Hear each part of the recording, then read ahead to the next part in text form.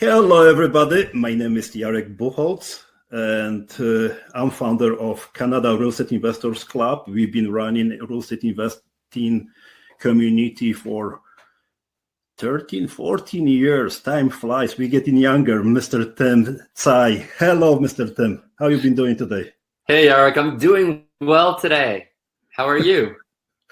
I am always good guy. Doesn't matter what, I am always good, right? So anybody who has asked knows me, and if they call me, they don't even ask how you've been doing, because I will always answer always good. So always good. That's my message to everybody, right? Good okay. to know. So Tim, I would like to thank you very much, for spending some time with me, with people which will be participating in this workshop. And your precious time is very valuable. And I would like to personally thank you for, sharing your knowledge, your experience. And would you mind starting who you are, what exactly you've been doing, and introduce yourself? Yeah, absolutely. Again, on the same token, I want to take the time to thank you as well. It's a pleasure. And as you probably already know through my Facebook sharing on this particular event, it's time for me to go out there and really share with people what I have been up to and what actually got me to this point as well. Just because I understand that there are always people looking to either get into the industry or just continually learning from each other, right? So a little bit about my background is I actually went to school for marketing. My dream job when I was younger was always to become somebody that can work within the advertising industry, and had to really have a true passion for marketing. And in a business sense, the way I always look at it is marketing really is the department that actually brings in the money, because within marketing, you have sales, right? And that's usually the team of people that brings the revenue in. The rest of the people, the rest of the company typically fall under the. That being said, all jokes aside though, I got into real estate back in about 2010 in terms of being very serious about pursuing a career in real estate. And the funny thing is, every time I say that, people just go, "Well, are you a mortgage broker or are you a real estate agent?" And it's kind of interesting, and I'm sure a lot of people out there that are watching this, even they can probably relate to it, because I've been teaching for a few years now as well with a different organization, and every time I share this with people, they're like, "Yes!" Every time I tell people I'm a real estate investor, they just look at me and go, "Are you a realtor? Is that what it means? Is that what you do?" Yeah. Yeah. But really, I think my first real estate transaction happened in 2004. So that was actually me buying my very first principal residence. And I think because of that experience, it's really shaped in terms of how I actually started my career as a professional real estate investor in the beginning. And I think we're probably going to chat a little bit more about that with a particular strategy, which is lease option. That's why, in a way, I'm really passionate about it. Yeah. Okay, so lease option. Can you elaborate more? What's the principle? How you can generate win-win strategy for buyers, sellers, and money partners? What is the principle behind? Right? Why is beneficial for everybody? Wow, that's a big question, Yarek. Okay, I'm gonna see what I can do here. Go big or go home, right? That's a big question. I'll just say it that way. How much time do you got? Now, if I'm dedicated to talk about topics which I love, give me days, weeks, years. I will be talking like all the time, right? Exactly. Absolutely. I can relate to that. Absolutely. So I'm going to just quickly, break it down, the strategy in itself, because lease options by definition is really lease with the option to purchase. We're leased with the option to do whatever, really. The way we've been applying this strategy actually across Canada has been extending a lease to a potential tenant and giving them the option to purchase the property that they are in at the end of their term. So a lot of people probably know it as rent to own. And I always say that it's actually the street name for it.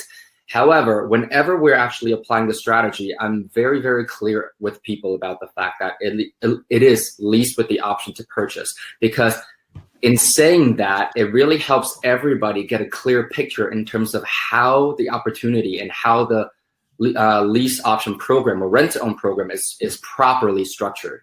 Because I understand, I was first exposed to this strategy back in 2010, and there was not a whole lot of positive things going for this particular strategy. And it really comes down to the fact that not everybody that was trying to run lease option programs were doing it in an ethical and responsible way, really. And more so, it's the fact that I think traditional lending has been getting harder and harder for the average person to get. So whether that be first-time home buyers or people that just got credit challenges in the past or whatever the case may be, because we all know that in this country right now, for anybody that's wishing to qualify for a traditional mortgage, there are three main criteria that they have to hit, and that's a balance between credit, income, as well as down payment. And as a result of that, a lot of people are starting to get rejected by traditional financing. And just to tie back into my little intro there, I'm an immigrant to this country. I didn't move to this country until 1999. So 5 years later, I know we have that in common. And so 5 years later, when I was trying to purchase my first property, I was rejected. I was turned down everywhere I went.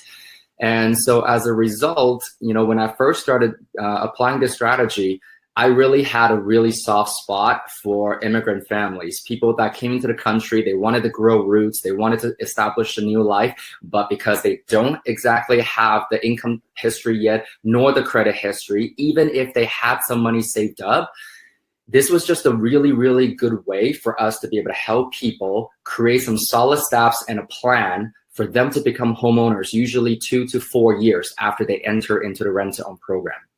And so again, the way we do it has always been what I keep saying, walking from the end. And the end goal is these people become homeowners on title. And the rest is really kind of the detail in terms of how the program runs, really.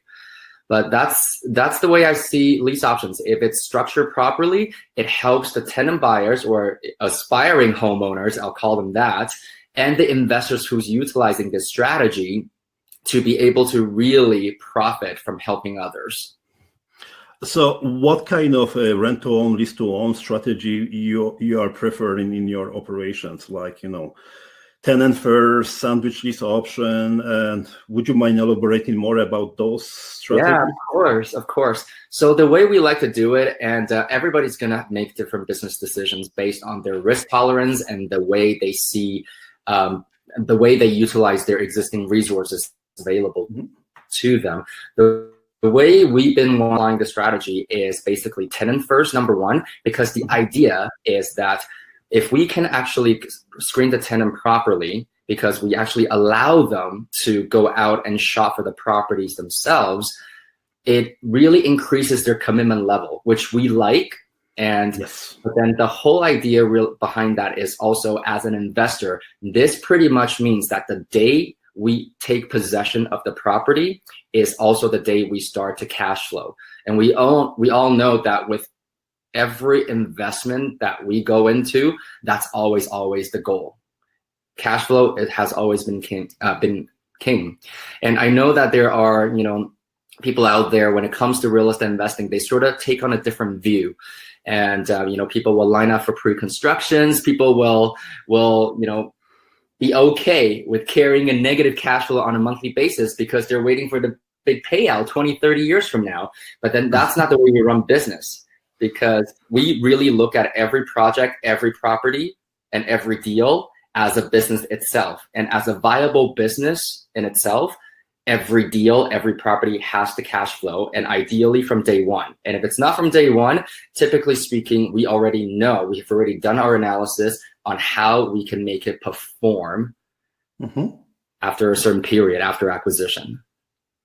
So we are going into traditional way of everybody perceive as a buy, hold, and rent, buy, put your own liability on their own shoulder and then rent it and have a positive cash flow or whatever there is, right? And we are transitioning into much more creative way of looking at the real estate investing strategies, including, like rent to own, which is your favorite, adding maybe agreement for sales, maybe other creative strategies. But one of the things which I would like to tell everybody who is listening, watching, who getting the information from very knowledgeable Mr. Tim, buy, hold, and rent is not real estate investing per se. There is much more to it. Learn, get involved, start learning, start participating, start asking the questions. And Mr. Tim will be very, very happy to elaborate more about that kind of strategy, which honestly, I love. I don't like much rent to own strategy per se, right? But everybody has a different, exactly. perception. They feel much more comfortable in different strategies, right? Yes. But I can tell you one thing. Based on whatever I hear from you, Mr. Tim, is everything is about the systems, and you exactly develop the system. Everything has a certain steps. Absolutely. Everything has to be done with that. Can you agree with me about that? Of course. All day long. It's like you sleep and then, you can ask the questions, whatever has to be asked, right? Exactly. Okay, so what kind of deals are you working at this moment, Tim? What we're doing right now is, we've actually done a lot of business planning over the last few months as well. And because I know this was not a part of the bio that we just showed, is the fact that, we did start out in the Canadian market. And I personally live in Edmonton, as a lot of people can see from the bio. And I wasn't always in Edmonton. I moved here about 10 years ago. And prior to that, I was actually in the Lower Mainland. So I lived in Vancouver, actually went to Simon Fraser in Burnaby. And so I was in BC for about 10 years, here in Alberta for nearly 10 years now at this point, and really just seeing the market changes, even just between the two provinces over the last decade. You bet. What that really has done for us, though, is, for some people, it's always a goal. And for us, it's very much just, having that business sense to diversify. So 2010 was when we started to invest in the Canadian market as professional investors. And by about 2013, we actually expanded down into the US market. So ever since then, we've actually gone into Texas as well as Arizona. And after that, in about 2017, so just 2 short years ago, we actually expanded into the UK market as well. And, boy, are we happy that we actually did that for ourselves, because over the last few years, we all know what happened to the Alberta economy, first of all. Second of all, what's happening to the Canadian economy. But again, the whole point is we've really learned to diversify, not just between strategies, but also geographical areas. There's always going to be fundamentals that are strong, but that go through cycles that are different from each other. So the way we always look at it is that we run a complete business. And sometimes when people ask us, what do you do now? We don't even tell them that we are real estate investors. We tell them that we actually run a private equity company. It's just that we use real estate as our vehicle to create cash flow, as well as generating long-term wealth for both ourselves and the investors that actually invest with us. But the whole idea is, I'm assuming that most people are watching this are Canadian based. So if I say, let's use Superstore as an example, right? Does everybody think that every single Superstore is profitable on a monthly basis? Probably not. However, as an overall company, are they profitable? With the way we run our business is that we go where the fundamentals are strong, but we know collectively as a company and of all the projects that we go into, we know how to hedge against our risk and make our profits that way. Oh, simply saying in Polish, English language, you put in, different eggs in one basket, right? So. Yes. basically, yes. Definitely, right? So I would like to ask you some questions about your operations. What kind of challenges as a real estate investor, as a person with the very, very huge vision to expand and having an even marketing background, what kind of challenges you are facing, and what would you like to, how you overcame them and overcoming them? That's very, very powerful question. The reason being why I'm asking is so many investors, so many people, they thinking about starting a real estate investing journey. I call it as a journey, not business, right? Because you become much more passionate, and you will be having a lot of emotional times and moments in your investing, journey, when you will be helping people in the dire straight situations. I work in the foreclosures, etc. Right? So, would you mind elaborating more on that side? That's a very powerful question. Yeah, absolutely. It really is. I mean, in terms of daily challenges, I mean, I think I can go in a lot of different directions. I think the first one I'll say, let's say from a technical standpoint, for the same reasons why we enjoy lease options as a strategy in terms of helping people becoming homeowners, it's also the same challenge that we face, which is the tightening of the lending rules. Because for a lot of real estate investors, at the end of the day, we can be as creative as we want to be in terms of asking for seller financing, vendor take-backs, agreement for sale, whatever shape or form the acquisition stage and strategy takes place.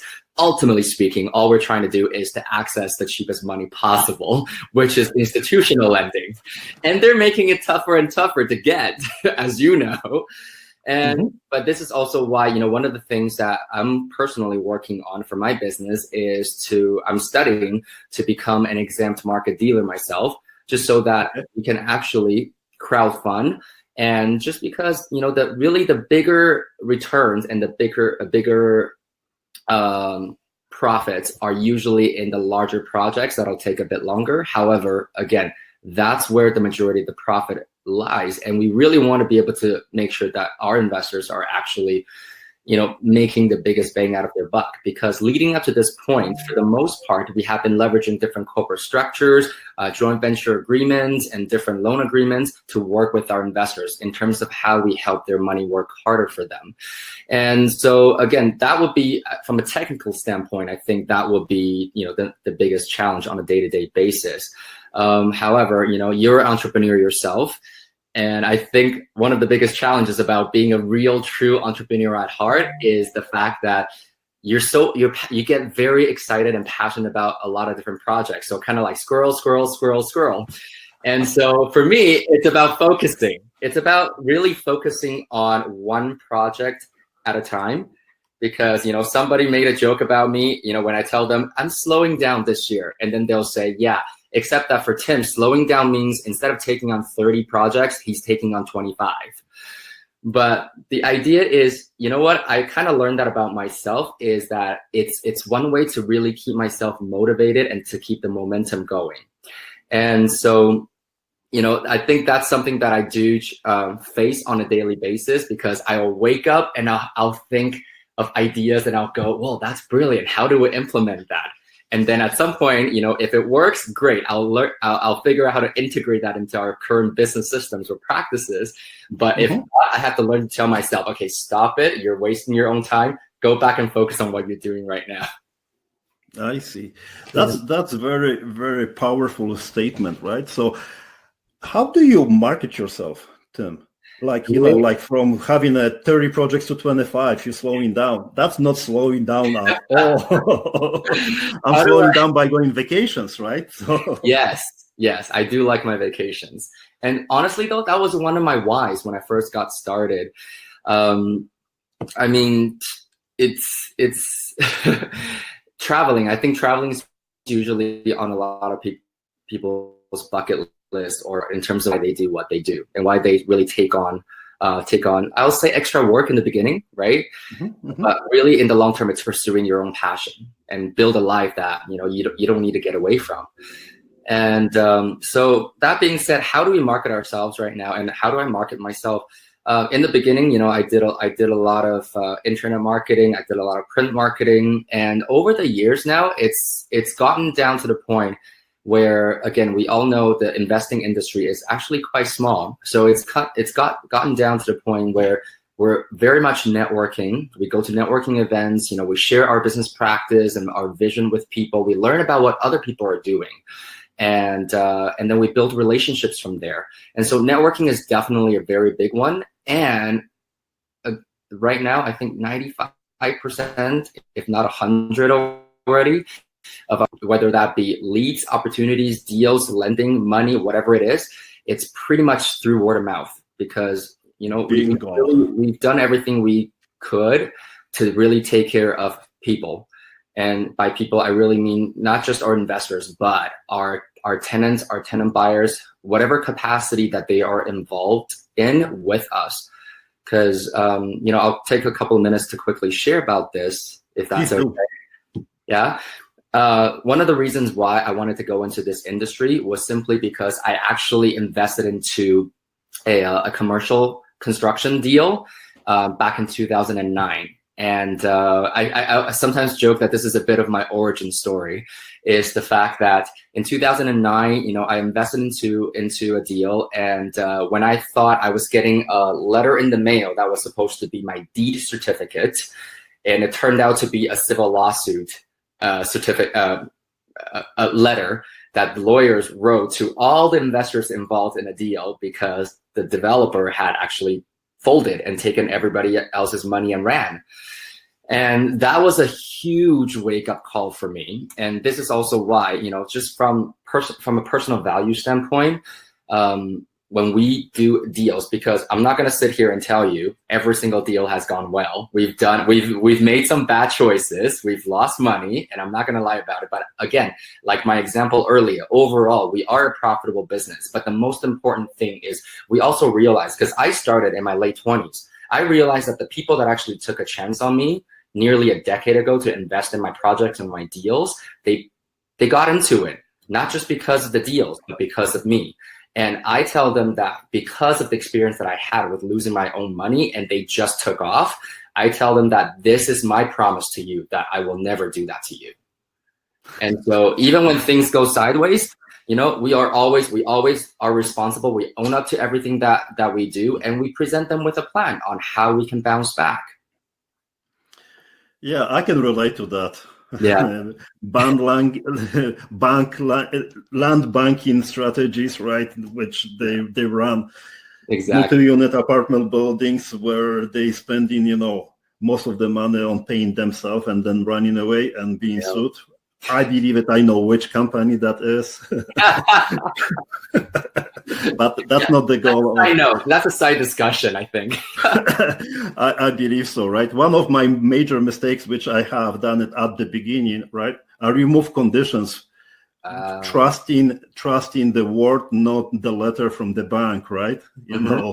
That's why I was already having a mortgage, right? I removed conditions on multi-unit apartment building, right? And my deposit went down. Again, that's mistakes which you will make sure that nobody else will be doing, right? And that's one of the things which makes you much more beneficial and much more powerful advocate for the real estate investing, and presenting and helping other investors, right? So, sure. How do you see yourself? You mentioned already that you are expanding in different countries. How do you see it in 5 years, 10 years? Retired? You know what? Technically speaking, and this is, again, I'm not sure if I'm allowed to mention this, but I went through the Rich Dad training system myself, and how I was sold into that system, if you will, was the idea that you can actually retire early if you create enough passive income for yourself to cover your expenses. And luckily, I count my blessings every single day. I've been fortunate enough to be in that position for the last 7 years now at this point. So again, I did take an early retirement when I was 30, but then that only lasted about 6 months, because I realized that there's only so much TV and video games you can play on a daily basis without getting bored. But then the jokes aside, though, really, it's the fact that I mean, that's usually the first goal for a lot of people, is to create that passive income so they can have choices. And that's really what it came down to, was recognizing the fact that, hey, now I've got my time freed up. I can really pursue projects and things and even work again. Doesn't matter, even work, but on the things that I want to work on. And that's actually, incidentally, that was around the same time that I actually started contracting myself out to become a trainer and a coach to others as well. And so where do I see this? You know what? My vision, my ultimate vision right now, because again, the goals, let's think of something else we want to do. But for now, for the next 5 to 10 years, I think anybody that's ever watched the TV show Dragon's Den or Shark Tank can probably understand where I'm coming from, is that I want to become one of those people that can actually go out there and help other entrepreneurs and start their business. I want to be able to play a part in supporting them in the beginning of the journey. But I also do have a different way of kind of looking at it, in the sense that, like I said, my partner and I, we started this in our 20s. And that was not an easy task to do, especially in real estate, because everybody's like, well, if you want to be in real estate, you got to be in it for a long time, because, it's not a get rich quick thing. And we absolutely understand that. And that's still what we teach and preach. But at the same time, what I'm really trying to say is that, and how hard it is in the beginning, not just real estate, but in any business venture. And so our vision really is to be able to set up a fund that we can actually support young entrepreneurs who's got bright and great ideas that they can push out there and, change the world for that matter, and really improve, people's lives and really be a part of those ventures. And that's sort of the ultimate vision of where we want to go. But, we believe in real estate because, again, I mean, this is Asian face. So what that really means is we're conventional and we're traditional. We like hard assets. And again, 95% of the world's millionaires and billionaires out there, they either started out in real estate or they have a huge holding in real estate, just because of the fact that it is hard assets. And it doesn't matter what kind of cell phone that you're going to be using 10 years from now, because 10 years ago, first generation of iPhone, see how that changed the course of human actions and how we approach our day-to-day lives. But again, 10 years from now, we don't know what kind of cell phones we're going to be using. However, the one thing we do know for sure is that everybody still needs a roof over their head to rest their head on every single night at the end of the day. And that's why, we still believe in real estate as a vehicle, but in terms of a long-term vision, we're going to use that vehicle to create a fund where we can actually be a part of other people changing the world and improving the world, really. Okay. Wow. I see a lot of positive energy, right? You are a very young business person. I am very older kind of business person. And what I found it out, one of the positive things by the experience and being younger is to see this energy of the people, right? And I can tell you straightforward, your energy is just blowing over the screen right as we speak, and in your voice. So it's kudos for you for that, right? So would you mind telling what kind of suggestions to anybody who is listening, everybody who will be listening on the podcast, Facebook Live or anywhere else, what would you like to suggest and feedback about, investing? What would you like to give them advice? What kind of advice would you like to give to anyone thinking about real estate investing, business-oriented person? Because I have noticed, I didn't know as much as today now, that you are much more than a real estate investor. You are a visionary, young visionary, and I kudos for that. Oh, thank you. Thank you. You know what? The first thing is expand your context. And by that, I really mean just put yourself out there and absorb information. For some people, it depends on your personality type. I can totally appreciate it if you are the kind to have to scroll through Instagram to get new information. That's okay. Or if you want to watch YouTube videos. But personally, I really enjoy going out there and just mingling with people and do knowledge exchange. So, real estate or not, it doesn't always have to be real estate meetups. There's tons of meetup groups that people can go to. There's, a lot of different interest groups. The whole point is expand your context, because when you're ready, you're going to find the right people in your life that's already doing something that you probably already want to embark on. And so learning is always the first thing. And the second thing that I always recommend is, while learning is really good, because I think a lot of us have, we get starstruck sometimes, and we tend to take advice from the people that maybe have different motives than we do. And so my point is, when you are out there learning, you're also trying to find people that can align with your personal values and personal goals, right? If somebody is able to teach you and show you something different, that's great, because that's expanding your context and challenging your thinking. But then at the same time, it all comes down to, do they actually share your goals? Because let's say bring everything all back. Let's say if it's a conversation about money, business ventures, and how you can create a path of freedom for yourself through making more money, you need somebody who has the same views and same values when it comes to money, because it does change people, right? And that sometimes, doesn't take any trainings. It just takes you believing in your gut feeling too. Yeah, and the society is changing, right? Yeah.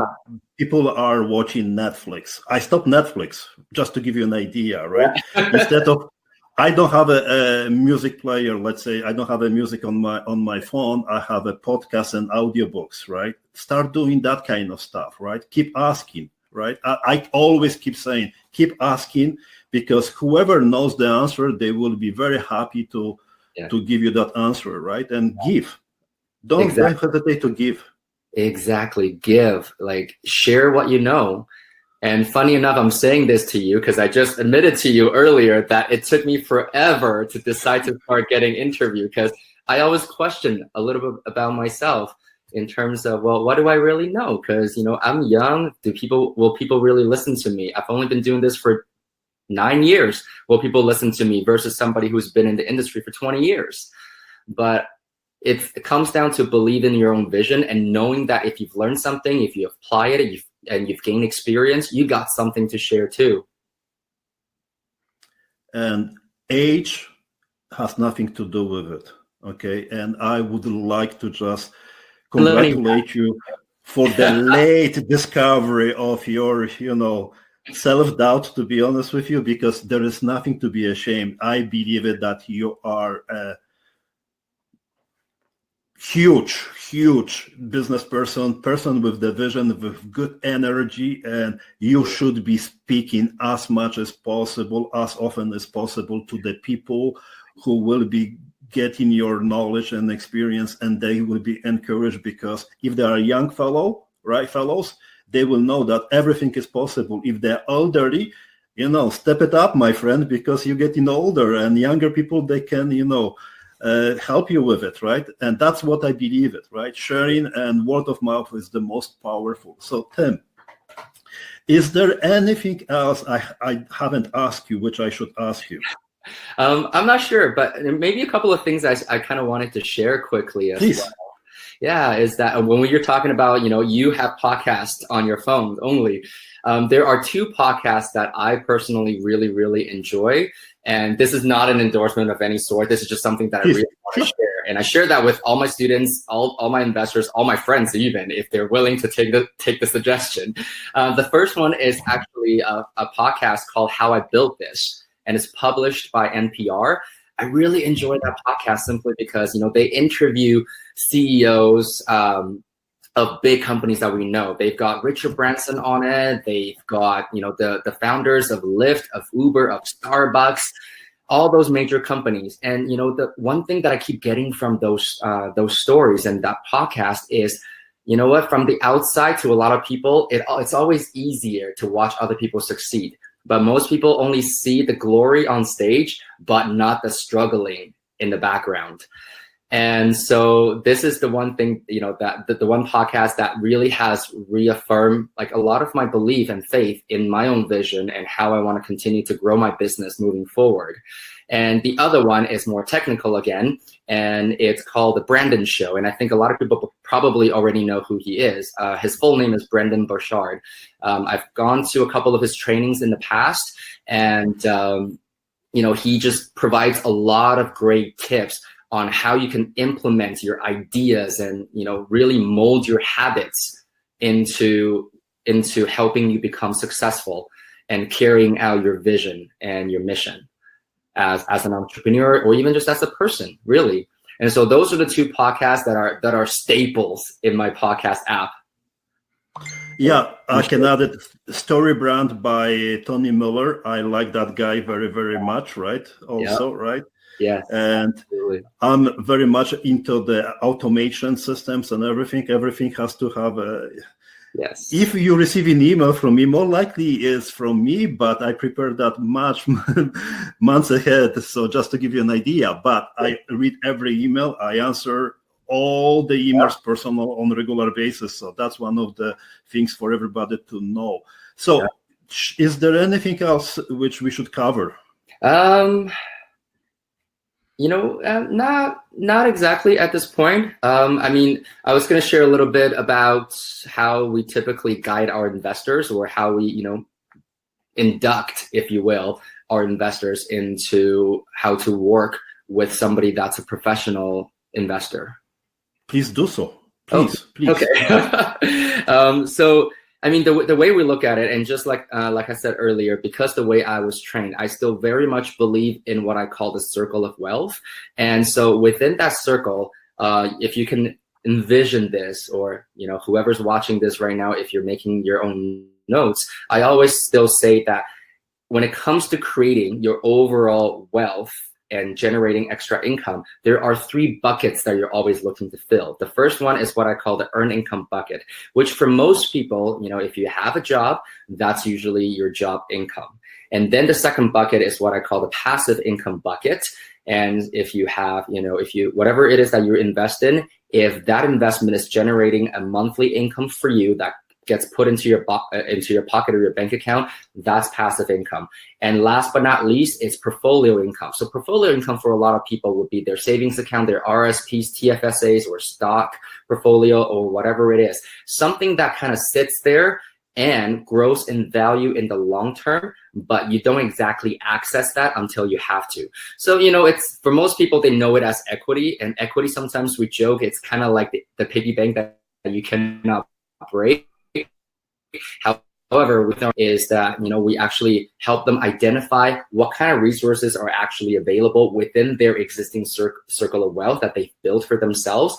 And we do a thorough consultation in terms of, okay, well, what's your financial goal? Because our goal has always been to help our investors' money work harder for them.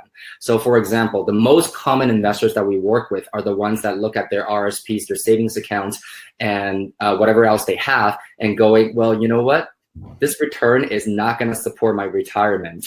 So what can I do? And that's usually the first step in terms of what we do. So again, this is really just to give people some sense in terms of where they can get started. We even work with investors who have no savings, because the way we see how our business works, really the medium. We are that platform where we collect and gather all the resources that we can, and then we find projects that we can pair up. So we're kind of like the matchmakers, if you will, between investor resources and the projects that we do. So even the people that come to us and say, you know what, no TFSAs, no savings, no RSPs, because we've been living paycheck to paycheck, you know what, well, let's look at what else that might be available to you. And then we can create another wealth creation strategy for you that most people don't even think about, because that's the power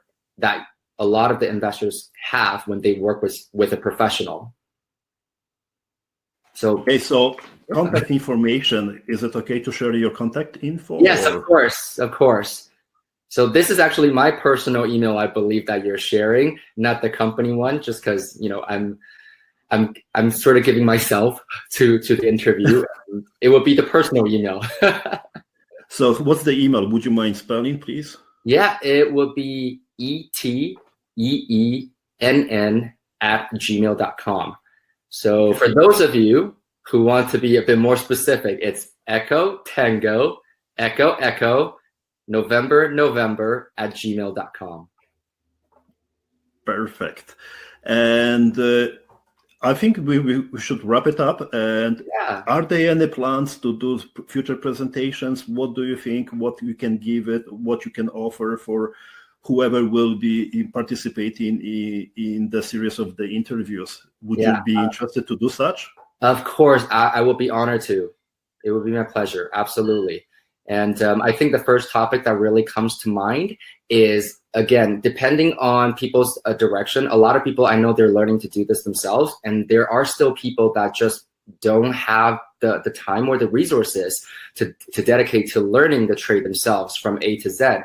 And so again, learning from somebody that's doing this on a daily basis is going to be very important. And so I'd be more than happy to share with people in terms of, let's say, you know, we were talking a little bit about lease options, but why don't we talk about income properties, for example, next time? Definitely. So whoever is listening, watching, and getting that message through the different media, please understand, we will be sharing that information, very valuable information of the experienced young business real estate investor who has decided finally to be interviewed. I'm a very low profile. Let's put it that way. I appreciate it, and I'm so blessed to have you on this show, on this interview, and I would like to thank you personally for it. And I'll promise we will do whatever it takes to spread the word and make sure that people will hear about you and what you've been doing, because there is a lot of good value what you have provided by doing the business on regular basis. You too, your organization. I understand your mission is very, very noble, and you know the way you're carrying out, I very, very admire that and honor that. Yes, and we both are immigrants, so that whatever we say, we do, right? Yes. So, Tim, thank you very much for your precious time. I feel blessed. On behalf of everybody who's listening, thank you very so much, and just wrap it up, and then we will close. Yes. Well, you know what? It's been a pleasure, and you know what? I'm maybe sweating a little bit. You can't tell, but I'm glad this happened, and I'm really hoping that on some level I was able to create some value in your life after you've seen this. Whoever is watching this right now, and more than happy to answer questions or help in any way that I can. Because again, that's really the central concept of how we run the business. You know, we like what Jarek was saying, we help, we offer and share information. It doesn't mean that you're obligated to work with us, but our goal is to make sure that people understand what options are out there for them. Because once upon a time, we were feeling trapped ourselves too.